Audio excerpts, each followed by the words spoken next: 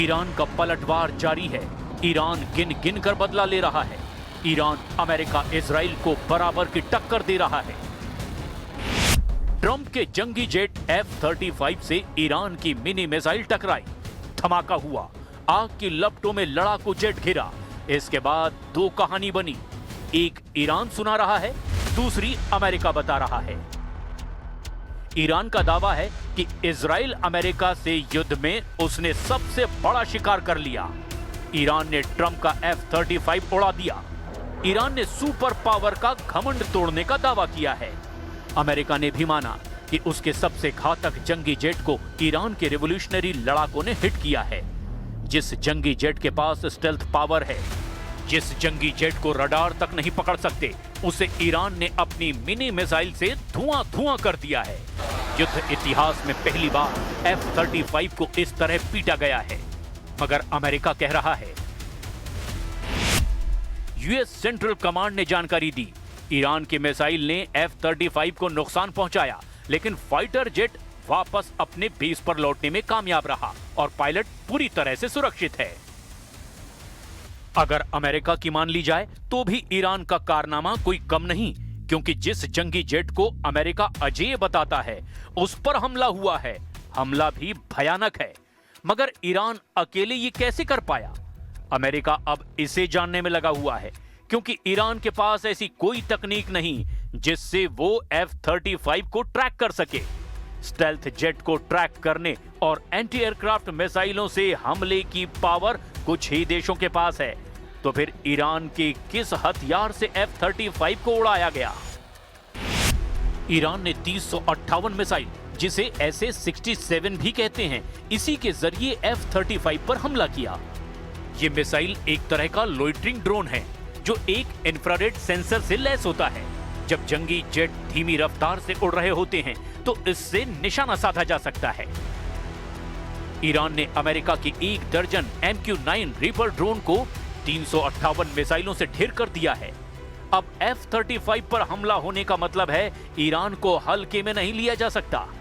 कम से कम इजराइल तो अभी ईरान पर हमलों की रफ्तार कम नहीं करने वाला। पीएम नेतन्याहू ने ऐलान किया है कि ईरान में तख्ता पलट तक युद्ध चलता रहेगा।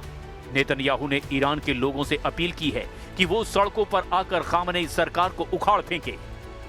פועלים עכשיו לא רק כדי להשמיד את הטילים הבליסטיים ואת תוכניות הגרעין שנשארו, מעט נשאר, אלא גם להשמיד את התעשיות שמאפשרות לייצר את התוכניות הללו. וכבר עכשיו, לאחר 20 יום, ईरान के तेहरान, परचिन, केरमान, अराक और बंदरे लेंगे पर इजराइल डिफेंस फोर्स का सबसे तूफानी हमला जारी है।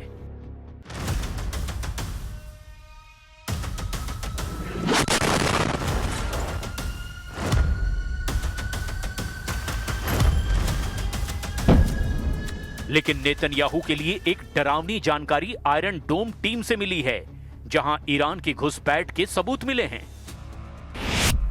इजराइल के एक रिजर्व सैनिक के खिलाफ गंभीर चार्जशीट फाइल की गई है। इजराइल मिलिट्री का यह सैनिक आयरन डोम एयर डिफेंस सिस्टम पर काम करता है। चार्जशीट के मुताबिक आरोपी रज कोहेन ने ईरानी ऑपरेटिव्स को आयरन डोम की जानकारी ट्रांसफर की है। रज कोहेन को शिन बेट ने ज्वाइंट इन्वेस्टिगेशन के बाद गिरफ्तार किया।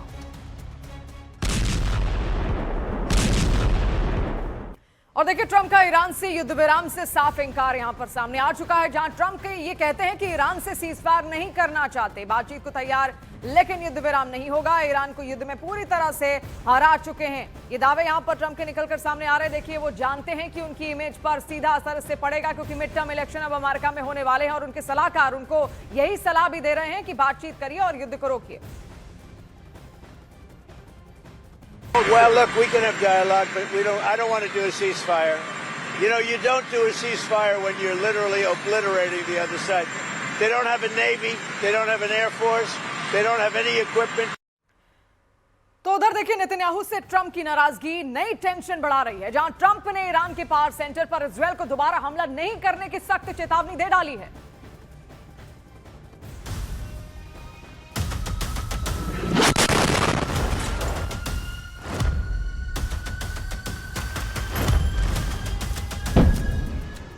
ईरान ने इजराइल के एयर डिफेंस ऑपरेशन की सेंसिटिव डिटेल जुटाकर सटीक हमलों को अंजाम दिया है, जिससे अलर्ट होकर इजराइल ने ईरान के जासूसी नेटवर्क पर एक्शन लेना शुरू किया है। मगर नेतन्याहू से ट्रंप की नाराजगी नई टेंशन बढ़ा रही है।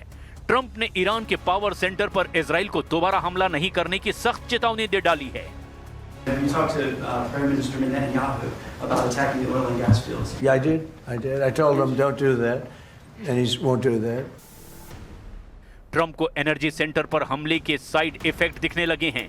उन्हें यह भी यकीन हो चुका है कि ईरान जल्द सरेंडर नहीं करेगा, इसीलिए अमेरिका ने ईरान में सेना उतारने का सिग्नल दिया है। ट्रंप का प्लान ईरान के खर्ग आइलैंड पर कंट्रोल करने का है, जिससे ईरान की समुद्री नाकाबंदी का तोड़ निकाला जा सके। अमेरिकी मीडिया एक्सियोस के मुताबिक इस मिशन में अमेरिका 2500 मरीन सैनिकों को खर्ग आइलैंड पर उतारने का प्लान बना रहा है। ईरान से सिर्फ 15 मील दूर खर्ग आइलैंड से ईरान का लगभग 90% कच्चा तेल बाहर भेजा जाता है। अमेरिका खर्ग द्वीप पर कब्जा कर ईरान को हॉर्मुज गलियारा फिर से खोलने पर मजबूर करने की रणनीति बना रहा है।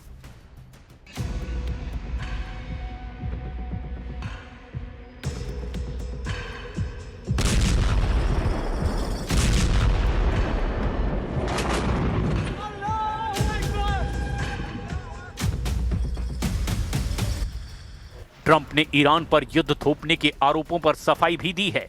ट्रंप ने कहा कि ईरान पर हमले के बारे में किसी को इसलिए कुछ नहीं बताया गया क्योंकि ये एक सरप्राइज है, जैसा सरप्राइज दूसरे विश्व युद्ध में जापान ने पर्ल हार्बर पर हमला करके अमेरिका को दिया था। We had to surprise him, and we did.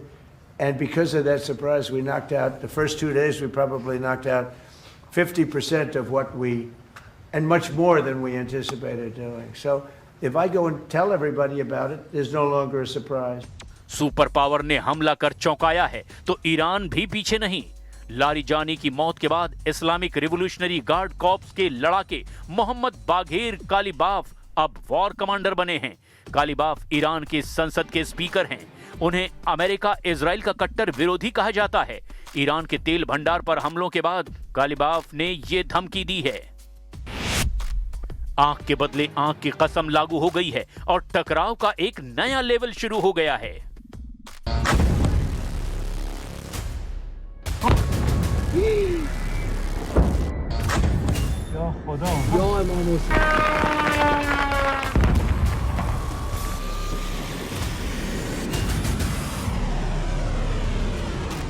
Iran दावा कर रहा है युद्ध लंबा चलेगा, अमेरिका जल्दबाजी में है।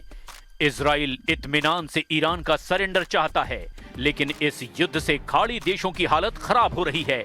दुनिया भर में टेंशन बढ़ती जा रही है।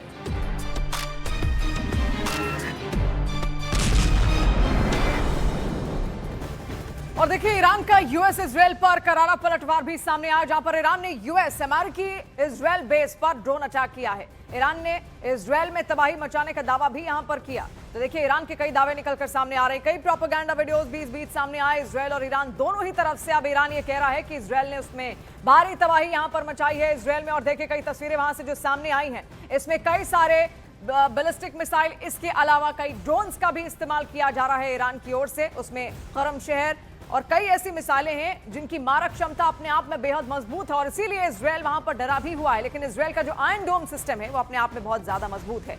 लेकिन जब क्लस्टर बम एक साथ यहां पर गिराए जाते हैं, क्लस्टर यानी कि झुंड में कई सारे बम जब एक साथ गिराए जाते हैं, तो आयरन डोम सिस्टम फेल होता हुआ उस वक्त नजर आता है इजराइल का। और ऐसे कई वीडियोस भी सामने आए जब क्लस्टर बमों की बौछार यहां पर की गई और इजराइल का आयरन डोम सिस्टम उसको निपटा नहीं पाया, क्योंकि एक या दो ही ड्रोन्स इंटरसेप्ट किए जा सकते हैं। और ऐसे में जब एक साथ इतनी सारी बौछार होती है तो उनको इंटरसेप्ट करना भी उतना ही मुश्किल होता है।